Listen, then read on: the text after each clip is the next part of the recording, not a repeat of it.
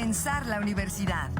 Actualidad, vinculación y vida universitaria con la doctora Teresa García Gasca.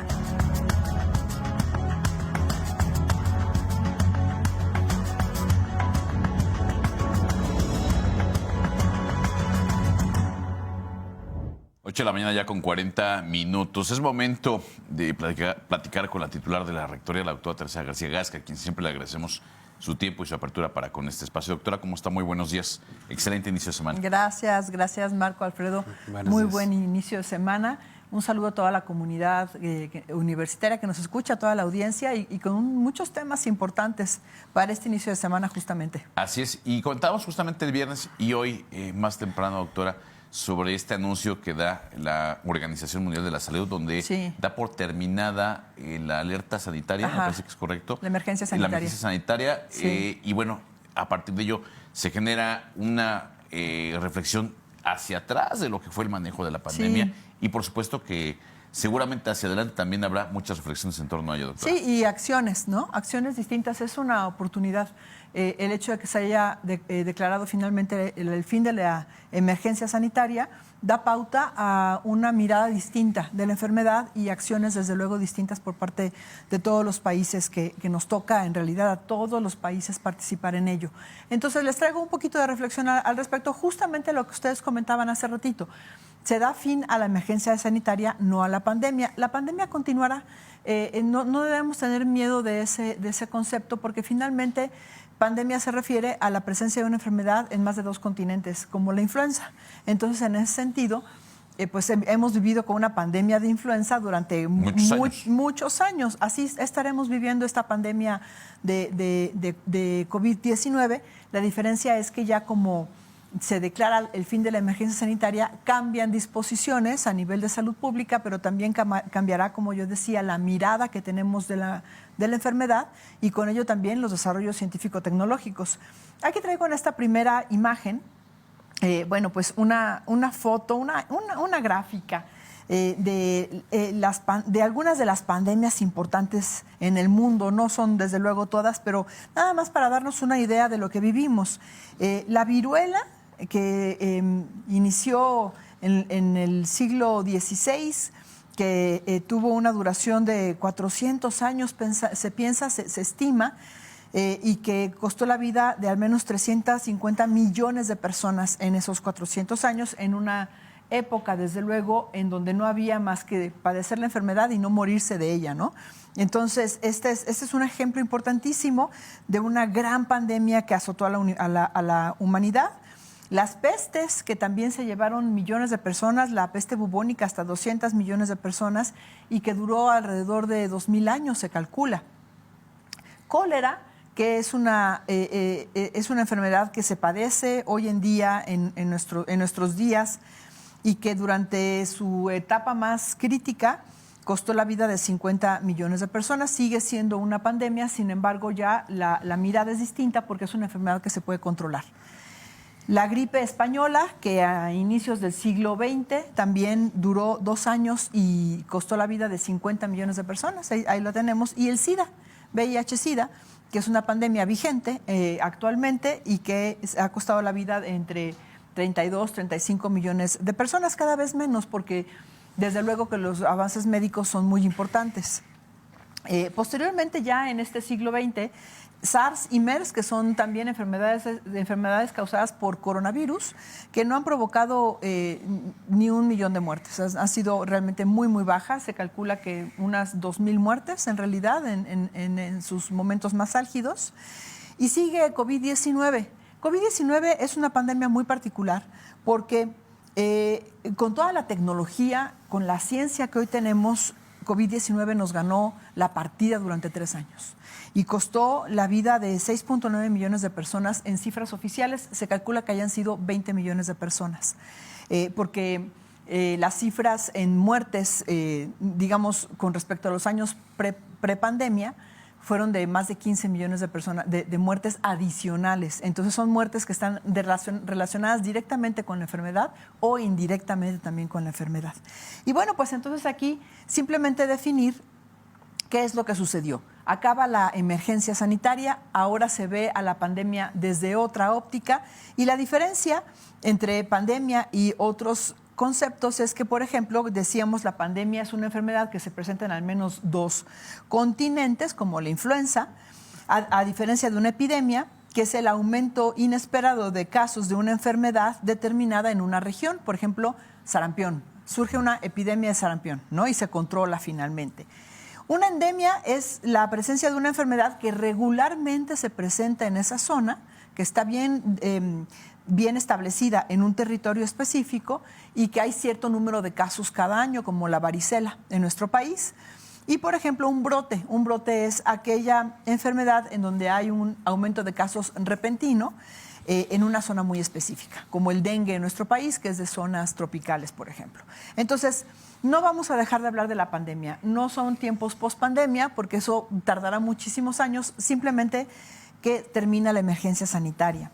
Entonces, en la siguiente imagen les ponemos justamente que el día 5 de mayo, la Organización Mundial de la Salud declara el fin de COVID-19 como emergencia sanitaria, pero con muchas reflexiones alrededor, ¿no? Reflexiones justamente sobre lo que fue la pandemia en su momento, en sus momentos más álgidos, sobre lo que debemos aprender de esta pandemia y sobre lo que viene actualmente en los siguientes años. En la siguiente imagen solamente les presento una fotografía del árbol filogenético de este virus para recordar que es un virus que muta con mucha facilidad, que tuvimos al menos 5 variantes de preocupación y que de la última variante, que es Omicron, menos letal que sus antecesoras, pero mucho más infecciosa, hay al menos 10 subvariantes de preocupación y que esto seguirá andando. Vamos a seguir escuchando de la aparición posiblemente de más subvariantes o de alguna nueva variante, pero el virus finalmente ya se estableció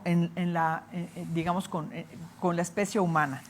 En la siguiente imagen les indico algunos datos. Miren, 1.221 días de emergencia sanitaria, eso fue lo que duró, que son 3 años y casi 2 meses. En el mundo se confirmaron de forma oficial 765 casos confirmados, 6.9 muertes, 6.9 millones de muertes. Se estima que fueron casi 20 millones. Y actualmente, es bien importante, muere una persona cada 3 minutos. Entonces, vean ustedes la importancia que tiene todavía el que no se desmantelen los cuidados hospitalarios, el que siga la investigación científica y el que sigan los cuidados, desde luego, para todas las personas que ya sabemos precisamente pues cuáles son los cuidados. México termina esta emergencia sanitaria para el 3 de mayo, son cifras del 3 de mayo, con 7.5 millones de casos confirmados y 334,000 en números cerrados de funciones. Y Querétaro termina con 188,719 casos confirmados y 6,444 defunciones. Y les muestro aquí la gráfica que hace esta página de Covariance, en donde muestra todas las diferentes variantes virales que se presentaron a lo largo de la pandemia en México y que actualmente continuamos con algunas variantes de Omicron, la 23A, y seguramente que estará por entrar, porque ya está en los Estados Unidos, la 23B. Entonces vamos a continuar en este transitar, ¿no? Esta es una enfermedad que se ha quedado, pero aquí hay algo muy importante en la siguiente imagen. COVID persistente. Es decir, la enfermedad no te afecta únicamente cuando la padeces, sino que tiene estragos a largo plazo. Estragos en la salud que van a ser, estoy segura, tema de salud pública en las siguientes décadas, porque son estragos bien importantes. Tenemos, desde luego, típico los problemas respiratorios. Muchas personas quedan con capacidad pulmonar disminuida después de la enfermedad y durante muchos meses o incluso se estima años. Problemas cardiovasculares también, se generan problemas en la función cardíaca, problemas de musculoesqueléticos, dolores articulares, dolores musculares en el cuerpo en general. A lo mejor quien me va escuchando va ubicando algunos padecimientos que no tenía antes y que hoy sí tiene. Problemas metabólicos en general, que están relacionados también incluso con la fatiga crónica y desde luego salud mental y problemas neurológicos. Entonces, es bien importante considerar que vamos a estar padeciendo algunos de estos efectos. La fatiga es el síntoma más persistente. Después de ello, problemas respiratorios, problemas de las articulaciones y musculares y de ahí para abajo una gran cantidad de sintomatología que está relacionada con las afectaciones que este virus, que es muy particular, que deja una secuela muy importante, pues que este virus provoca y que vamos a tener que estar, desde luego, atendiendo y investigando, analizando y desarrollando tratamientos integrales para justamente paliar o curar este tipo de situaciones provocadas por COVID-19.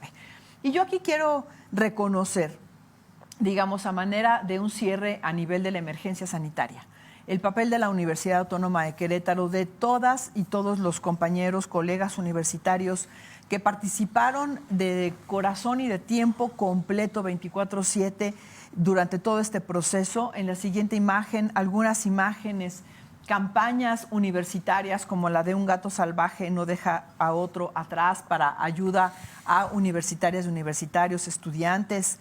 Se conformó la clínica integral COVID en un principio para la toma de muestras, se desarrollaron pruebas para detectar SARS-CoV-2 de anticuerpos, se desarrollaron insumos como máscaras y batas. En el 2020-21 se dio atención psicológica gratuita vía telefónica, atención legal. Hoy seguimos con el desarrollo de la vacuna.